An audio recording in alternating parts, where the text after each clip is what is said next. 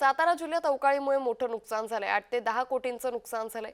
शंभूराज देसाईंनी या संदर्भातली माहिती दिली आहे. पंचनामे करून नुकसान भरपाई देणार असं पालकमंत्री शंभूराज देसाई यांनी आश्वासन दिलेलं आहे. त्यामुळे या पावसामुळे झालेल्या नुकसानीचा जिल्हाधिकारी कार्यालयात बसून शंभूराज देसाई यांनी आढावा घेतला होता. त्यानंतर त्यांनी हे आश्वासन दिलंय.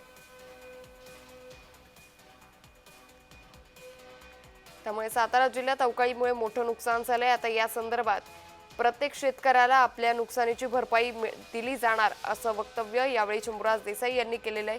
तर सातारा जिल्ह्यात जो पाऊस झाला याचा आढावा पालकमंत्री शंभूराज देसाई यांनी जिल्हाधिकारी कार्यालयात बैठकीत घेतला. या जनावरांचं नुकसान झालेली जवळपास 18 लहान जनावर आहेत, 25 मोठी जनावर आहेत आणि सरासरी आत्ता प्राथमिक अंदाज काढला तर साधारणतः 8 ते 10 कोटी रुपयेपर्यंत प्राथमिक नुकसान दिसून येते आत्ता अशा पद्धतीचं. पण हे नुकसानाची आकडेवारी कदाचित अंतिम 2 दिवसात जेव्हा फिलोवरची आकडे येतील त्याच्यानंतर वाढेल.